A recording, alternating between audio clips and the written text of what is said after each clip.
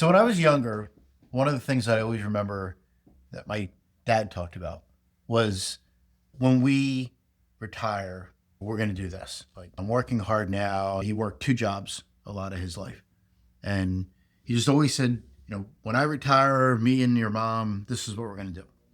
And my dad did retire early, but he retired early to take care of my mom, who got early onset Alzheimer's at 58. And she lived for about another 8 years. And then after she passed away, he started to go blind. His vision started to go, and he really lost his sense of purpose. So, it's funny, we get a lot of clients who say to us, when should I retire? Should I retire early? Should I wait until age 70 when I start collecting, full Social Security plus the extra? And I really think that it's an individual decision.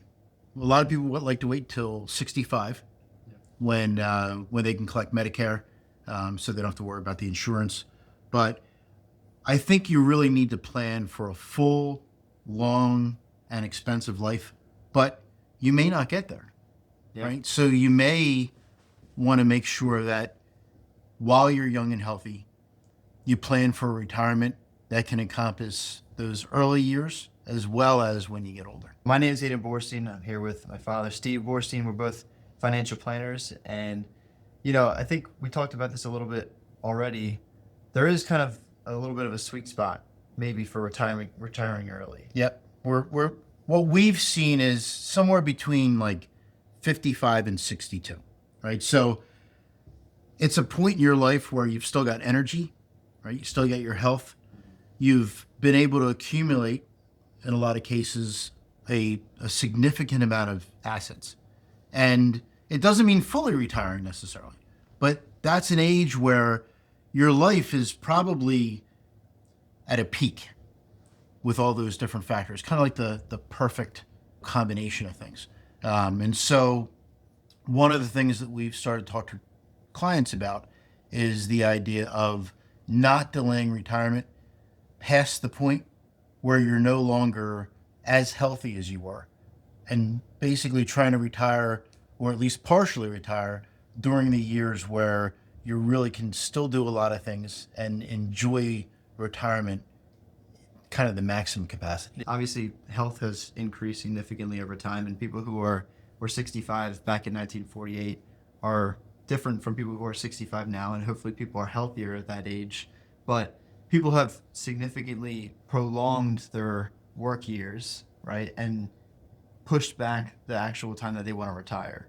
So it's kind of a balance in finding when the right time to retire is. Yeah. And there's all the FIRE movement, Yeah. right, which stands for financial independence, retire early. Yeah. Right. So as of this video, I did a quick search, and there's like 6 different types of FIRE. So I thought we could talk about that a little bit, right?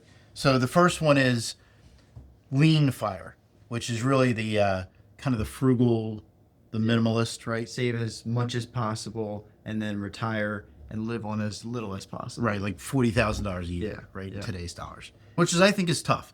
So a lot of people might be able to do that, but to live frugal from your 30s or your 40s through the rest of your life may not kind of meet your needs, especially as you get older and you see friends who are retiring and have much more, and you can't do the things that they do, right?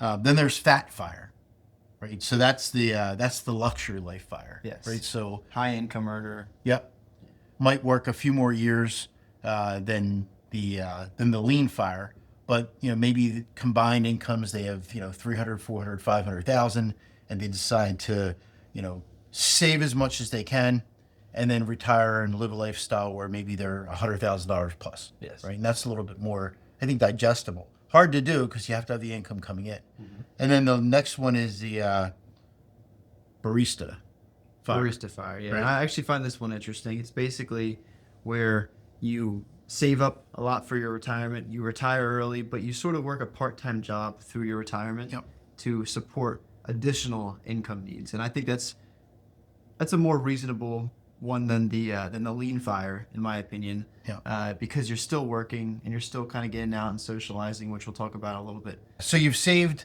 enough money to be able to, quote quit your high stress job and then take a lower stress job, right? That's the barista kind of idea. Yeah. And you're working for your benefits essentially, and for, to make a smaller amount of money. So the next one is the Coast Fire. And so that one is, I think this is kind of interesting. It's looking at the compounding growth of what you've saved.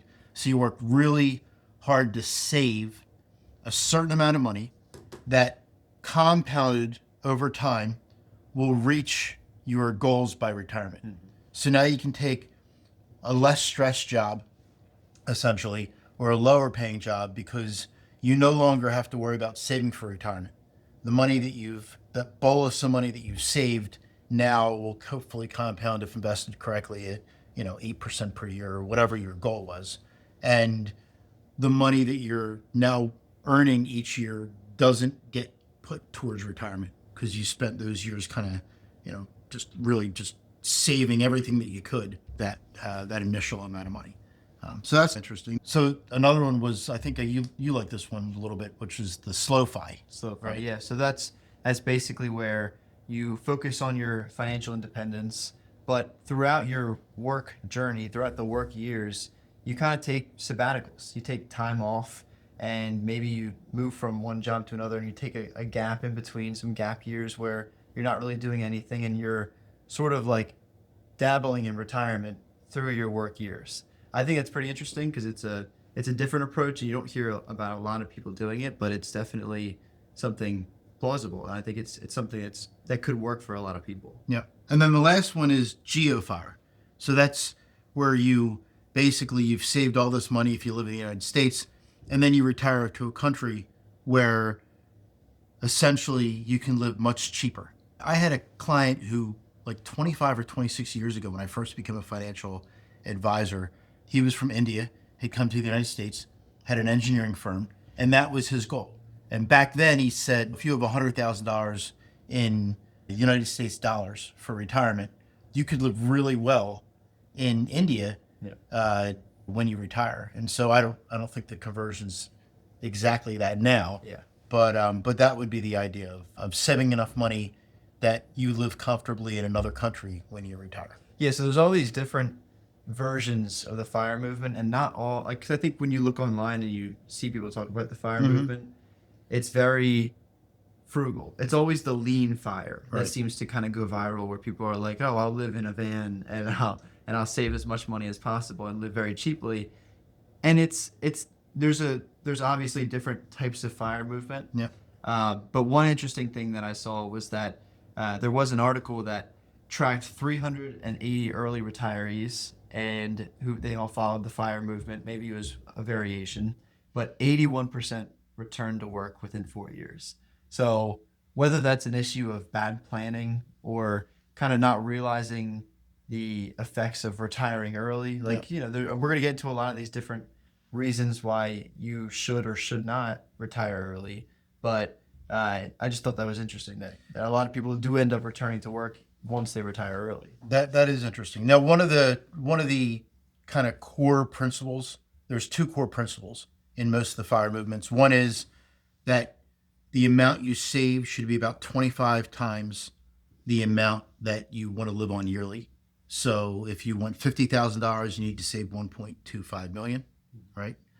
And then the second one is that you live off of about just that 4% rule, which I'm not saying that I agree with, but it's the idea of living off a certain percentage of your portfolio and adjusting that for inflation each year as your portfolio rises. Yeah. But in any case, whether it's a FIRE movement or whether it's just retiring early, or even retiring on time or later than you thought, there's really 5 core principles that we've found that you really need to answer in order to solve for retirement, right? And so those are health, purpose, socialization, engagement and enjoyment, and money. Yeah. Right. So we're going to cover each of those now. Yeah. Let's start with health. This is the big one, and it's kind of the part of the story that he told in the beginning here. With my mom and my dad. Yeah. So if you are in poor health now, and you're let's say you're 65 years old, and you're in poor health and you don't really expect to live past 80s, and you're like, oh, I'll push retirement to age 70. Yeah. Well, it's not like those last 10 years are going to be perfect for you. If you think you don't have a long longevity, those last 10 years can be not enjoyable. So really, where is your retirement? If you're picturing retirement as this, I'm going to vacation, I'm going to spend time with family, I'm going to do things that I wasn't able to do during my work years, where is that time? Are you going to be in good health? Are you going to be, energized and kind of ready to do those things that you've always wanted to do? Or are you going to be kind of waddling through it Yeah. in a way? Well, look, you can always make more money, but you can't buy back your active years. Yeah. Right. And that's important. I mean, think of, we talked about this example before, Swiss Alps, right? So say you retire and you go to the Swiss Alps to go skiing and snowboarding or doing all the things that you want to do out in there. I would have picked a more summery place. I don't really like the cold, but this is a good example. So what would your vacation look like to the Swiss Alps when you're 58 compared to when you're 78? Mm-hmm. You're not as mobile. I don't care. Look, I'm 57 as of the taping of this show, right? And I can tell you I can do much more today than I will be able to do at 77. I work out, right? I exercise, but I know that I'm going to slow down because when I was your age, I was much more mobile than I am today. So the idea of retiring early is about a quality of life, not necessarily a quantity of money that you have.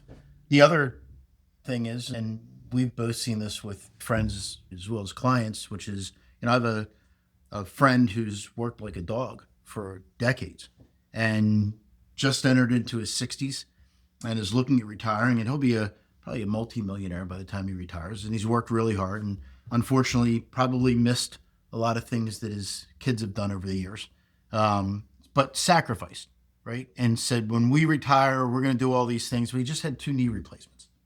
So here you are, somebody who has a high stress job, physically demanding, and is still young, right? So still retiring early, but yet already is having issues, and he's not even in his 70s yet, right? So there's that. We have one client that had brain cancer in his 30s, never made it to even close to retirement, never made it to his 40s or 50s. So we're not saying that everyone needs to retire really early, but the idea of factoring in to your idea of retirement and into your financial plan, retiring when you're still vital. And then the other part of it is purpose, right? Yeah. So you retire, and let's say you have 30 or 40 years. Let's say you have 40 years of retirement. What are you going to do during those 40 years? Right. Do you have a purpose? So this is kind of one of the things that people talk about in the favor of working as long as you possibly can, because they're like, your job gives you your purpose. Yeah. And maybe for some people that's the case, but some people don't want to work their jobs forever. Some people have a better quality of life after they retire because they're able to do the things that they weren't able to do. So finding a purpose in life after you retire is very important, whether that's golfing or going to the Swiss Alps. Kind of doing something that gives you a little bit of purpose will allow you to want to retire earlier. See, I knew you were going to bring up the golfing example, right? For me, it would be probably professional poker. But either way, and you're right. A lot of people find purpose in their careers. And so if you don't have something to retire to, it could affect your mortality and your health, right? On the other hand, if you have a high stress job and it's causing you to have lack of sleep, you're not eating well, and you're not exercising, then retiring, you may be healthier in retirement than before retirement. And there's a lot of research and studies out there that talk about, you shouldn't retire early because your quality of life, your sense of purpose declines. Right. But they're not taking into effect. There's a great study that I'll kind of talk about real quick. But as you get older, your sense of purpose, your quality of life starts to decline naturally.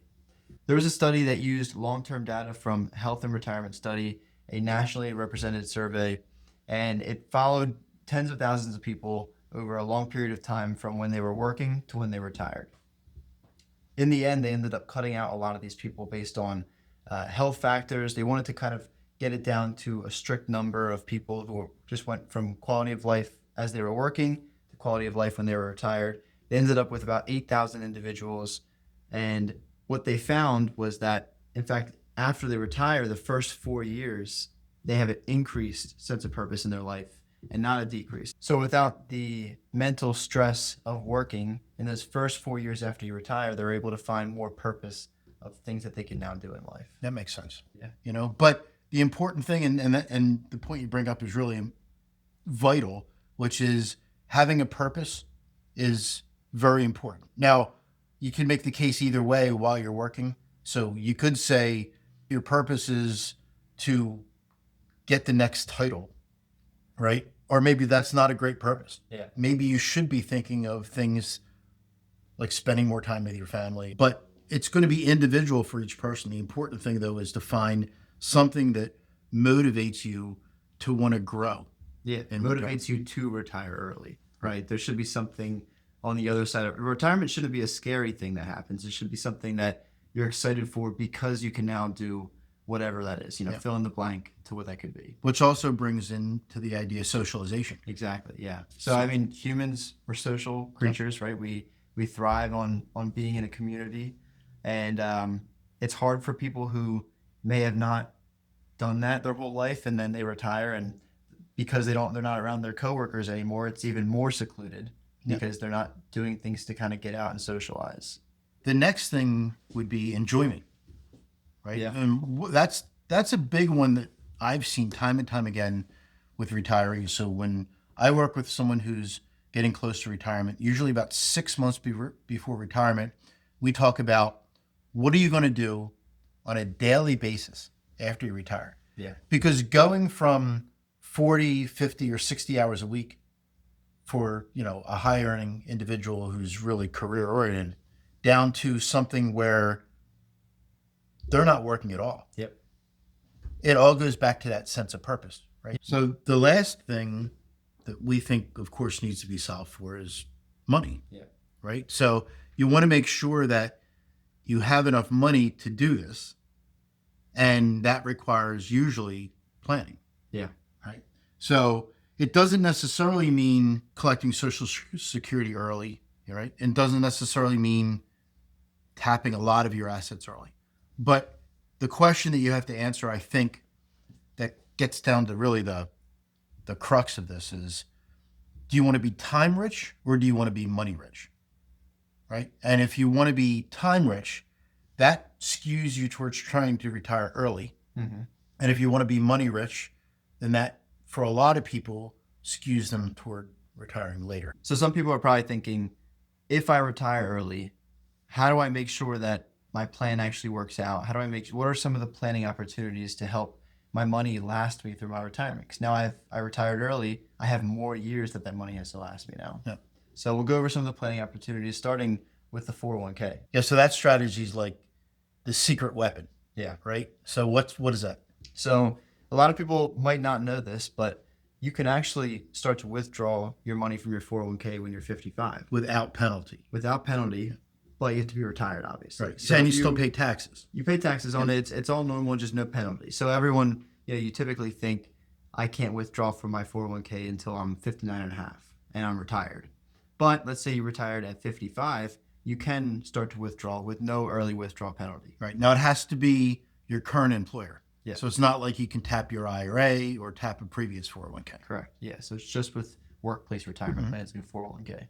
So another one, if you don't plan on retiring until say 62 or 63, is the super catch-up that they now have in place. So rather than just do the normal retirement contribution to your 401k or the contribution plus the age 50 catch-up, there's now a super catch-up between ages 60 and 63, which in 2026 is $35,750. So that's a big chunk of money that you can do in these last few years before you retire, ahead of Social Security age, full Social Security age. So another planning opportunity, if you do retire early, is the ability to do more Roth conversions. So there's kind of a sweet spot between your retirement age and when you start to collect Social Security and when you start to take RMDs, where you might be at a lower tax bracket and you could do what's called a Roth conversion. So if you don't know what a Roth conversion is, I recommend you go check out our video on Roth conversions. We'll put it up in the corner up there.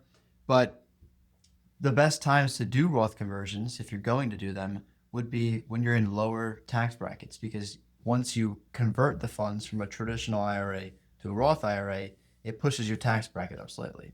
So let's say you retired at age 55, you can start to do Roth conversions from 55 to, let's say you didn't need to take out any money until age 70, and you didn't collect Social Security until age 70. So that's 15 years of being able to do Roth conversions and then letting that money grow tax-free.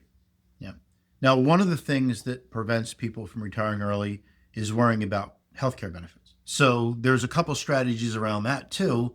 One of them would be to do that kind of that barista type of FIRE, right? So where you retire early, but you work at a job where you can get health benefits. Another one would be strategically saving through an HSA or health savings account. Things like the ACA marketplace, which this year has become a little less beneficial, but I'm assuming that future tax laws are going to restore some of the benefits. And then looking at things like retiring and going on COBRA, which you can do for between 18 and I think 36 months in some cases. So there's ways to be able to mitigate healthcare expense costs by planning ahead of time before you do this type of early retirement. Yeah. And then there's the whole psychology of actually retiring early. So sometimes you just have people who are like, oh, I'm going to retire early. I want to retire at age 58.